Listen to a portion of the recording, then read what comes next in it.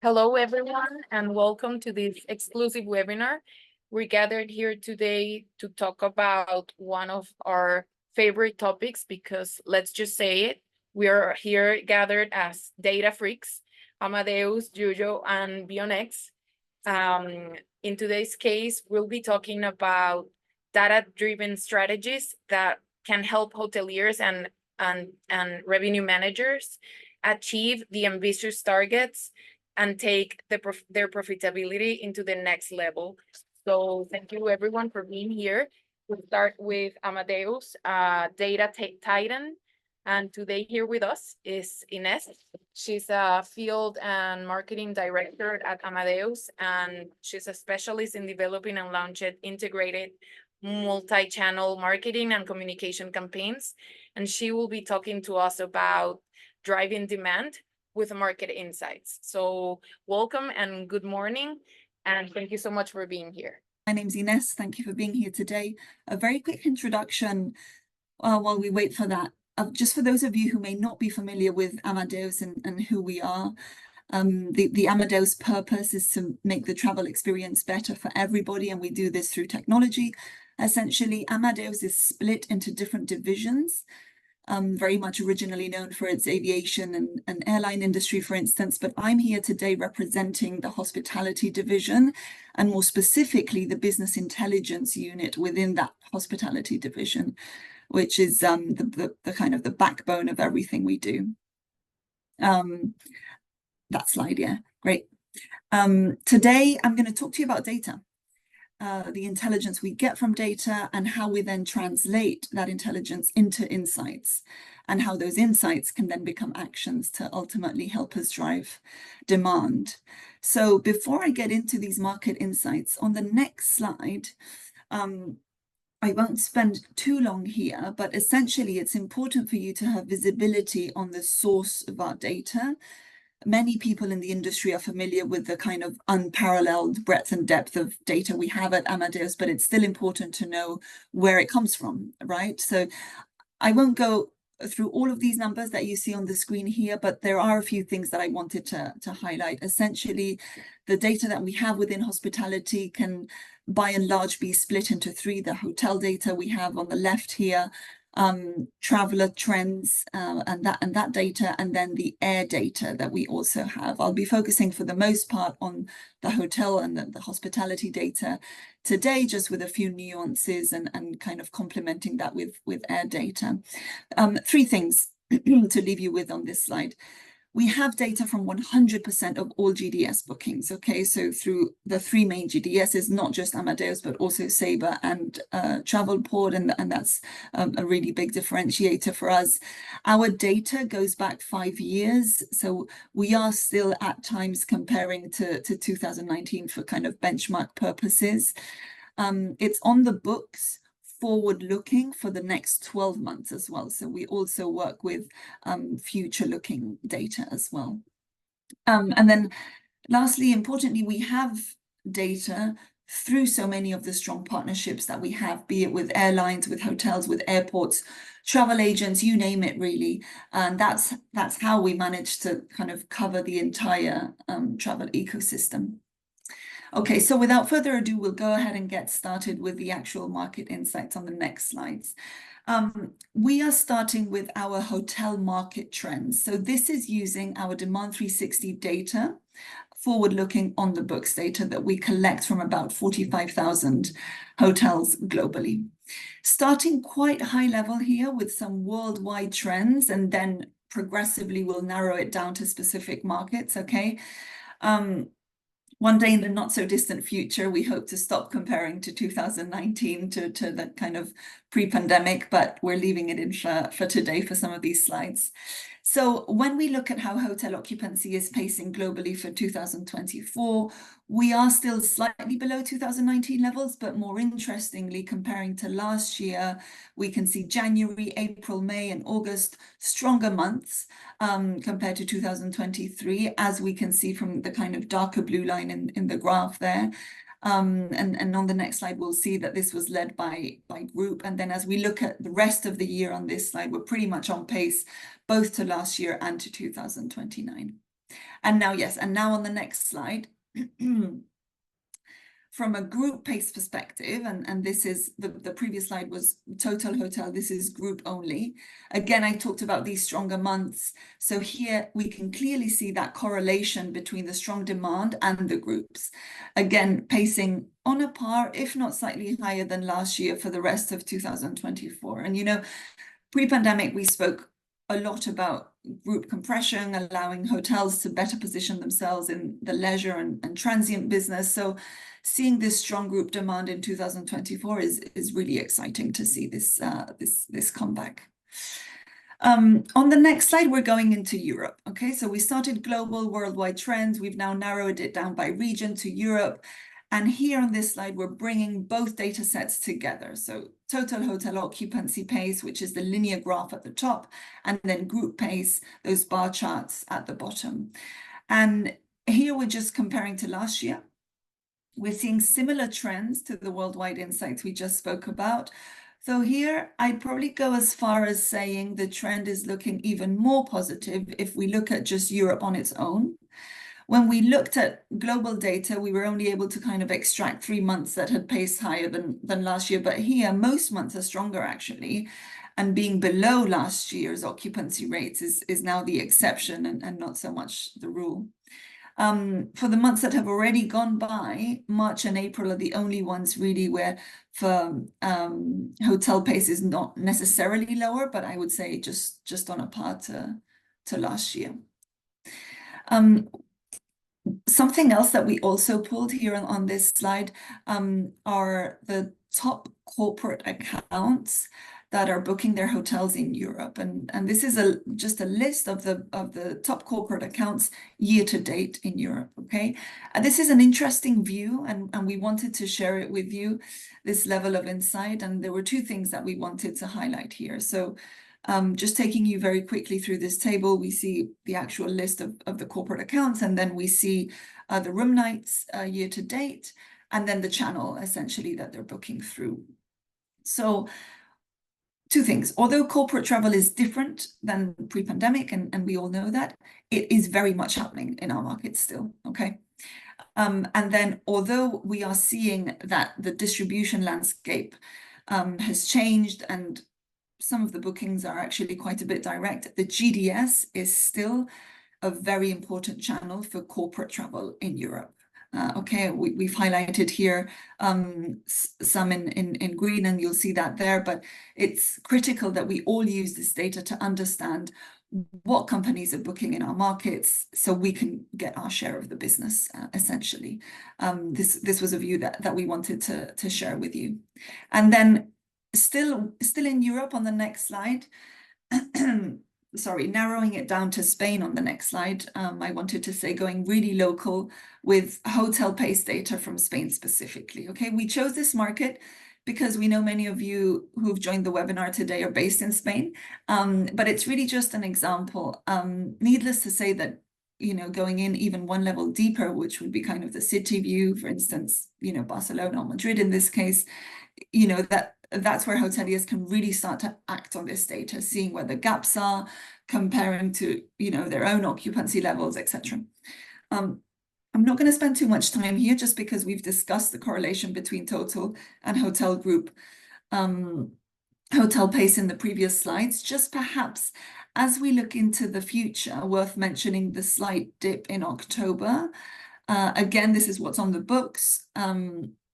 Together with the really crystal clear dip in group bookings in that same month in October. So just again highlighting that correlation between those 2 there. And I want to get into the segments. Okay, so on the next slide, from a segmentation perspective, and when we talk about segments, just to clarify, so we take all of this data, align all of our data participants into these segments that you can see here at the bottom in the legend. 2024 follows a similar trend to previous years in that it's been led by discount and group as a percentage of all segments. Retail is still pretty strong, not as strong as last year, just kind of 1 percentage down compared to last year, where we can see that percent probably shifted into discount. That's probably because we're seeing a tiny bit of a decline in demand on the leisure side. So the rates might need to shift a little bit to that effect. Negotiated business, of course, has declined since 2019. But we know that RFP season has picked up now. And with that slight decline in the leisure bookings, we might see a little bit of an increase here, filling up or making up for the gap through corporate travel. So definitely something to look out for there. So kind of what companies are booking into your market? Are you getting your share of the business, and what decisions do you need to make differently to be able to grow in that negotiated segment as we head into autumn, as we look to 2025, etc. Similarly, on the next slide, we also take a look at channels. Honestly, one thing we've seen pretty consistently since we came out of the pandemic has been the increase in bookings through brand.com. Okay, it's a fantastic trend to see. When we say brand.com, this means bookings made through hotels directly. So in 2019, we can see brand.com was about 18% of the mix, and that has consistently increased over the years and is now at 22% kind of year to date for 2024. GDS, it's lower, but still there, still about 10% of the mix. And the direct business, which is still the highest, but has also declined, giving way to brand.com. This is typically group, okay, which pretty much aligns with what we were saying earlier on about the group and overall hotel pace correlation. And then to finish off, I'll be switching gears to another interesting data set. Okay, this is our air data. Now, within air data, we can pull different insights. If you remember right at the beginning, one of those first slides, I was showing all the different sets of data that we have. So for air, we have air searches, air bookings, traffic, schedule, etc. All important in their own way. Today, I'll be talking about air bookings. So again, what has actually been booked to date for 2024, and then on the books for the future looking data. In this case, we're comparing to 2023. This is super interesting. Okay, again, for Spain, hoteliers need to have a solid grasp on what months visitors are choosing to travel to Spain. What are those top months? In this case, we have kind of June and September that are amongst the top three. We see October is also a strong contender, just based on last year's data, purely based on that, and probably will be going up for next month as well. What we can say for sure is that the volumes are significantly higher for 2024 versus 2023 in every single instance, so in every month, which is so encouraging to see, right? So understanding what bookings are being made into your market is super important for you to get a grasp of demand coming in over a certain period, not only in terms of volumes, but then also on the next slide, please, also in terms of where these people are coming from. So who are these people traveling to my market? So, okay, we know roughly how many bookings are coming in, you know, what capacity volume, but what's the origin of these visitors? So here we've just pulled a kind of a super simple visual of the top 10 countries who've booked flights into Spain for 2024. Again, we could get really granular here and bring multiple data sets together. And then, you know, suddenly as hoteliers, we have a much better and richer understanding around planning, in this instance, you know, marketing and media campaigns, who to target and when to do so based on, you know, these different data sets. So look, I have a couple of closing remarks. While I talk you through them, I wanted to leave this QR code for you to scan up on the screen. And this is really just because obviously today we largely use kind of Europe and Spain as examples, but if you're interested in another market, I encourage you to take a look at our complimentary report, and you can do so by scanning this QR code. So I wanted to close by saying two things. First of all, I talked about many data sets today, okay, whether it be the high level occupancy or the more granular kind of channel segments, air data. what we've learned is actually we want to be looking at all of these data sets together to get a clear picture, to connect the dots, ultimately to drive a more profitable strategy as the outcome. Okay, and the second thing I wanted to leave you with is related to this one, and a perfect segue to the next part of the webinar. We know there's so much data everywhere, but it typically lives in silos. Understanding how it integrates, how it all comes together, how we look at it, those visualizations, is really why we're here today. Cayetana, who's the VP of product at BEONx, will be talking a little bit more about that. So with that, I'll pass over to her, and thank you again for your time today. Thanks, Inés. Even after having known and studied this information, yours, for a few years now, I am still impressed by how powerful it can be. And in the next slide, I have a couple of questions. And the first one is there any point of having this such valuable information if we don't include it into our decisions? And not only that, I'm wondering does it make sense if we don't include it in an automated way? This is our value proposition that we want to share with you today, all of you. These triple partnerships provides one of the strongest solutions and powerful way to use data and intelligent algorithms to keep improving focus and price optimization. And how we do that? We go into the next slide. One of the main features of the machine and deep learning algorithms that we use at BEONx is the flexibility to incorporate new inputs into the models.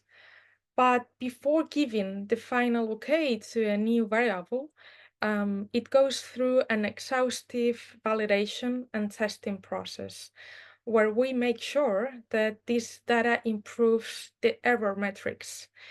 To do this testing, we use a lot of different hotel data sets where we can retrain the models into the past and see the effect of these new inputs in the metrics. As you can see in this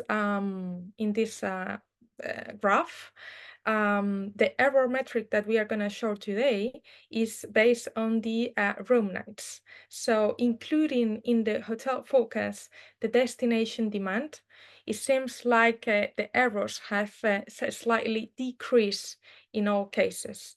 So in conclusion, I can say that the destination demand data gave us more information that is reflected into more accuracy and more insights. But what are the real benefits as revenue managers that can help this information into the decisions? We can see that in the next. So the first one, I couldn't begin at any other way than mentioning, obviously, the how this information boosts the demand focus. And I'm going to mention two examples, different ones that they impressed me when we were studying this information.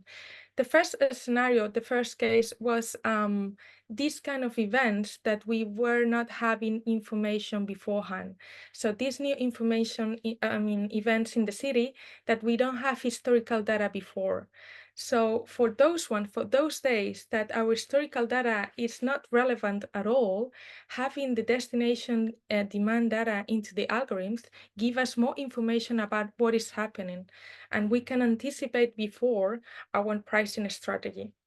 The second scenario, the second case, I remember when I was a revenue manager and I was doing a pre-opening hotel in a city that it was new for us in our hotel chain, that we didn't have any information about the seasons, about the trends, about the segments, anything at all.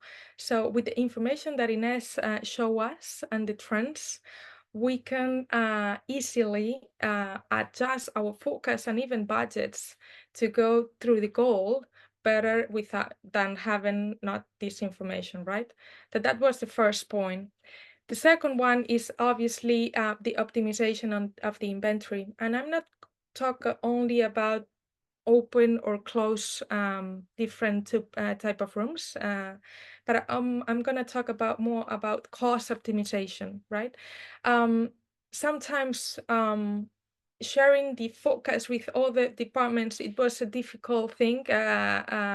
Finance to have their own focus, then sales, sometimes they have it a different way. But have it centralized in one system and share this information not only with revenue managers, but also with other hotel members can help to reduce costs, for example, directly related to the staffing. How many housekeeping or how many front desk do we need in peak seasons or in low seasons? Can we manage the supply chain in a different way, knowing that we are going to receive more people in our hotels in different or in specific days, not only seasons? That's another point of view that this information can help us if we integrate it into the algorithms. The first point is related to one is related to obviously how well we can target the marketing campaigns and promos. I remember the first time that I managed this information in a hotel, and it was quite funny because we were seeing that in the destination we were receiving a lot of Chinese people, but we didn't receive it in our hotel, and we were asking why. The first questions, I have some F&B backgrounds, right? So the first question came to my mind. It was like, our restaurants are ready to receive Chinese people. I mean, do we have Asian options in the buffet? Do we have chopsticks? This kind of thing. That's like, okay, that's easy to solve. We can do in one week, right? The next one is, our rooms are ready also to receive this kind of nationality. Normally, Chinese people, they love tea. Are we having like a great selection of tea in the rooms and so on? Okay, that's also easy to solve. And the next question was like, are we doing some like marketing campaigns, promos, or any specific things into this market? And the answer was no.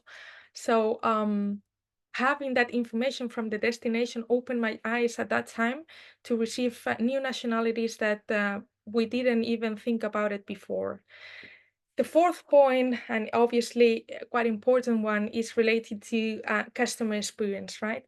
So knowing beforehand what kind of nationalities the destination is receiving, but also if we get to attract to the hotel, is because or is maybe that we can prepare some tailored service, right? That we can prepare, like we can do partnerships with some guides, tour guides, and this kind of experience, or even pickups or any other tourist attractions.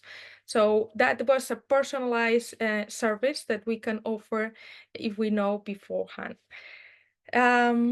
The next one is related to mitigating the risk. And what's that, right?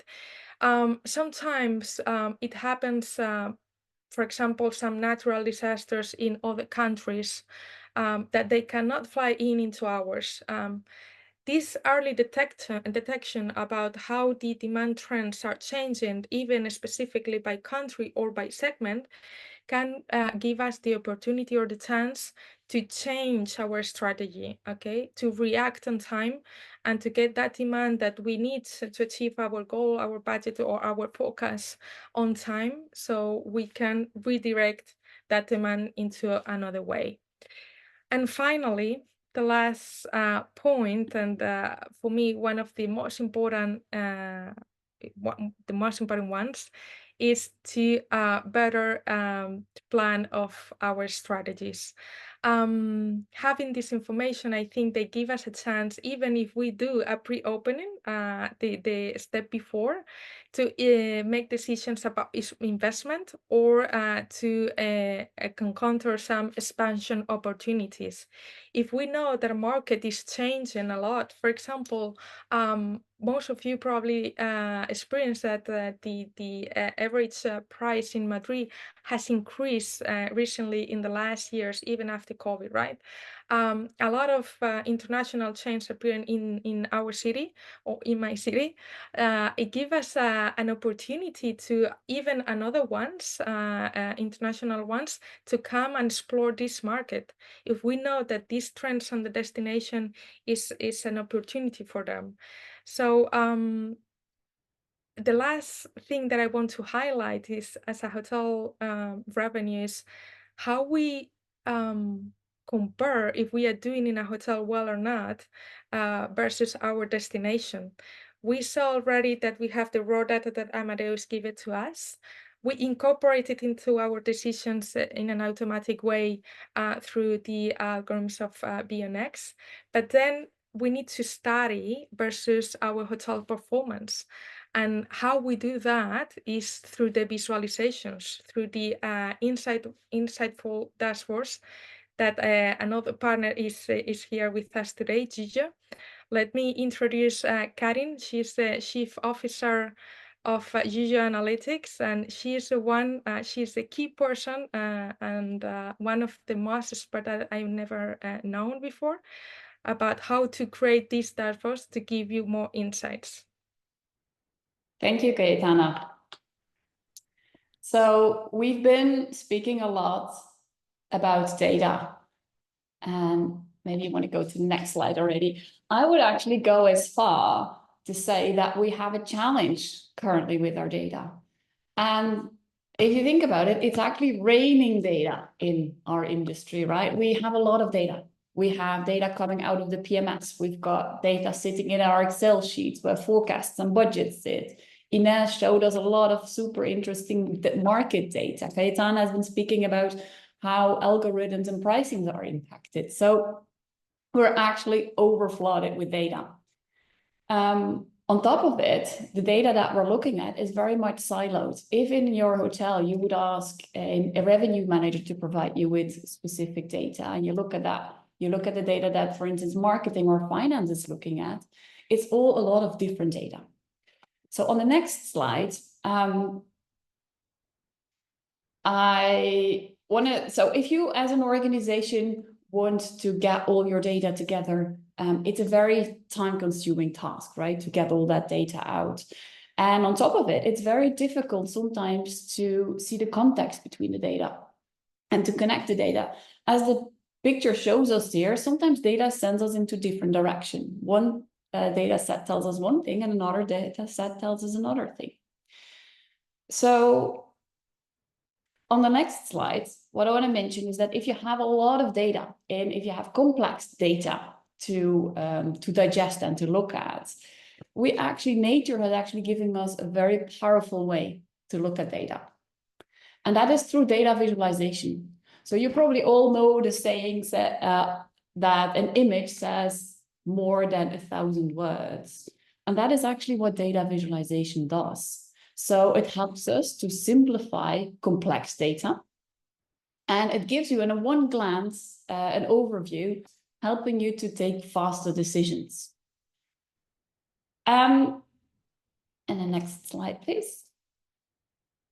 So, one more, sorry, one back. So data becomes even more powerful when you connect it. So when you look at it in the full context of it. So what I'm about to show you now is actually a sneak preview. No one has seen this before, of how the three companies present here today, so Amadeus, BEONx, and Juyo, are putting actually their data together in one place.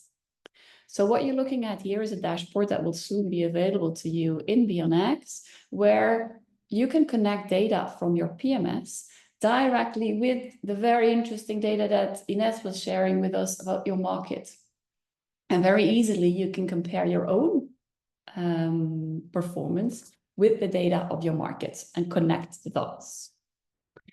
So what I want to do now with you, so far a bit of theory, what I want to do now with you is actually take you through a data story.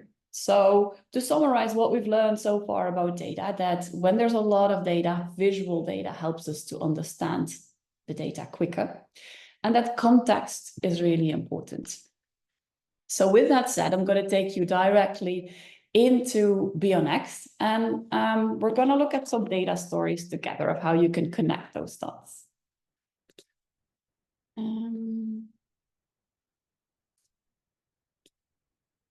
we go. So summer is over. It's official. It's September. Where I'm sitting, it's raining cats and dogs. So what I'm going to do here is that we're analyzing a summer month, right? We're looking at the month of July of this specific hotel, and we're looking at how the hotel has performed. So what we can see here on the left-hand side is the occupancies. I have average rate and revenue of the hotel and comparing that to our previous periods. I see a lot of green numbers. I can see that in occupancy, we've done about 9% better than last year. In average rate, we've done amazing. We grew 20% in average rate and overall 30% in revenue. So far, so good. And this is probably where most of you looked at, right? You look at your top line performance and look at how you're comparing to your targets or to last year. I want to add in the data that I'm going to share with you next. I want to add some more context just to make sure that we're really doing better. So we've seen an increase in revenue of 30%. If we look at our net RevPAR, so deducting distribution costs, we see a nice increase of 32% as well. However, if I go down one level and I look at our net RevPAR capture rates, we see that we're at 90%. And let me first maybe explain you what our capture rate and net RevPAR capture rate is. It's a really fantastic KPI to look at the difference between what came in gross and what ended up net in my pocket. So if I start deducting all the distribution costs, 90% of my revenue is converted directly into profitable business. However, if I compare that to last year, I can see that last year I was doing better. So I'm actually having a red number of almost -1%. So although I'm doing better top line, I'm actually paying more for the business that I'm getting in. So let's dive a little bit deeper to find out what is happening. So I'm taking you here to the visualization on the left side, the channel costs. So we can see here what was confirmed already in the matrix, that our total channel cost this year, 152K compared to 111K last year. So we're spending more to attract the business. So let's take a look why that is happening. Looking here at the channel visualization, we see blue this year compared to orange last year. And this is a very great way of looking very quickly and very visually to see if there's any trends happening. So what we can see is that clearly for this period, for this hotel, there's a shift into OTAs. OTAs are taking a bigger part of the pie compared to last year. Company business is dropping a bit, and own website is staying pretty much stable. I want to go a little bit deeper, even further into the business. So what I'm looking at here on the channel deep dive is a bit more detail about the different channels. So we can see, similar that we've seen here in the visualization, that OTAs are taking the biggest pie of our channel mix for this specific period.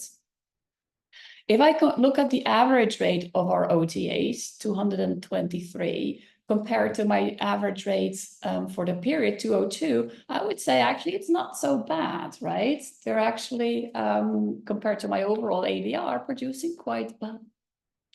However, if I go a step further and I'm looking here at the second block, so the way to read this data is actually vertical. We look at OTAs, we see their room night production, their average rate and revenue. And in the second block, we're reducing the cost, the distribution costs. So where the average rate growth is still 223, we can see after deducting distribution costs, OTAs are producing a net ADR of 213. So a lot less interesting already, right? But let's take a look, because again, as I mentioned, overall, the average rate of our OTAs compared to my 202 seems very interesting still. If I click on OTAs, now I'm filtering the data and I'm looking at the analysis only of OTAs. I can see here in my occupancy bands, when are OTAs mainly booking me? And I can see that if I remove last year, I can see that they're actually mainly booking me when I'm very busy, when the hotel is very busy. So when I'm between 95%, 90 to 95%, so when I'm almost full, that's when a lot of bookings come in, plus 80 to 90%. So the reason of OTAs producing for this month such an high average rate is not just because they're booking high room types or they're booking high rates. No, they're actually mainly booking me when the hotel is very, very high, and probably when I don't need them so much. So if I compare that, for instance, to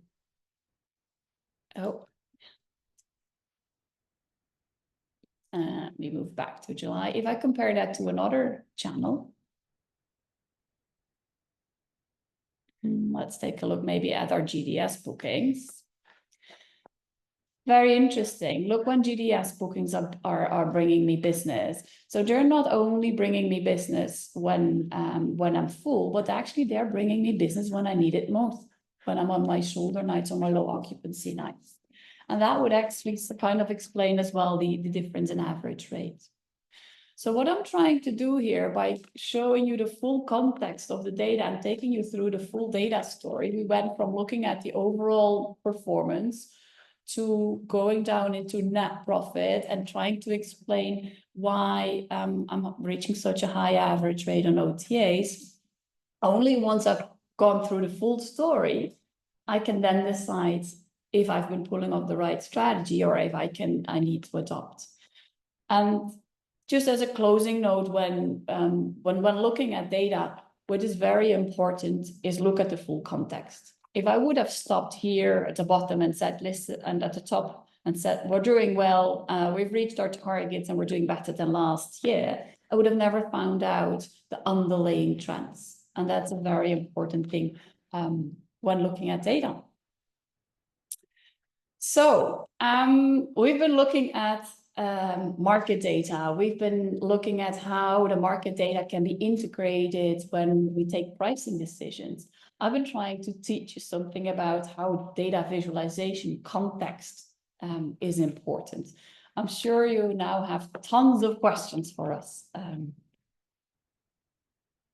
Oh, thank you so much, Karin. Such amazing takeaways from this webinar. Now that we have seen the depths of the data sets and the granular, as Inés said, Amadeus can get their market insight reports and such deep levels of insights and how to incorporate it into the algorithm, into our decisions with BEONx and Cayetana, and what to do with this data to better use it to profit the hotel's strategy. And then with you, how to visualize this data and, as you said, turn this data into visual data. I would love to ask you, all of you, if there is really a need for a tool as a revenue manager. Do we need a tool? Do we need these tools to better, visualize this information? And I'll yield the floor to you. I get that question quite a lot. Right, on the revenue manager saying, listen, I can pull this off together, right?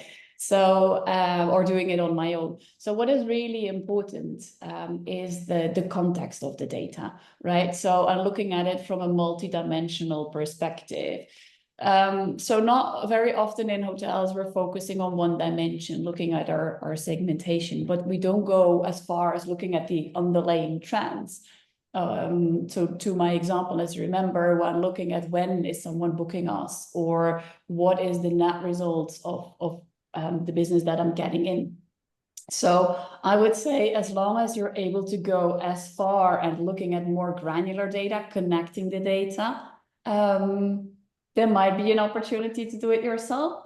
But once static reporting, I would say that's not a good idea to look at, because you're just missing an underlying trend. The other perspective that I'd like to give is that visual data is important. So you probably all know that feeling of you pulling up that Excel sheet and trying to get the rest of your team looking at your figures, but you're just having blank glazes when people look at your Excel sheet, right? It's very difficult when you're sharing your segmentation on an Excel sheet and you're shouting out numbers. People are not with you. So the power of visual data and actually communicating data and getting the rest of the team with you on that data, I think that's another very important element. Yeah, thank you, Karin. In my opinion, Mitzi, and I'm going to talk about the resources optimization, right? And responsibilities about that a revenue manager is having right now. And I'm going to talk about an example is forecast. I still find some revenue managers that they have the responsibility of doing the forecast every quarter. And why is that? Why are you still spending time in such a task that they can do the algorithms for you, but also including a lot of data that the humans cannot handle it manually? I mean, it's quite impossible that we compare how human can handle that information versus the machine learning algorithms, right? So the time serving of that task, it can be used to study, really understand, as Karin mentioned, your strategies through the visualizations, through to have implemented only in one platform. So you cannot, I mean, you cannot lose your time like, okay, I'm going to study this part of the information in the BI and then change to the one and then change into the other one. So having centralized all in one allows to revenue managers to not only forget about these tactical decisions or tactical tasks that sometimes it was keeping or taking time from the important task, which is study your strategy and implement actions to improve it, right? Yeah, how to better use these insights to, incorporate it into our decisions. I've asked the question, you've really hit the nail on the head, because that's really what this was all about. So thank you for raising that question.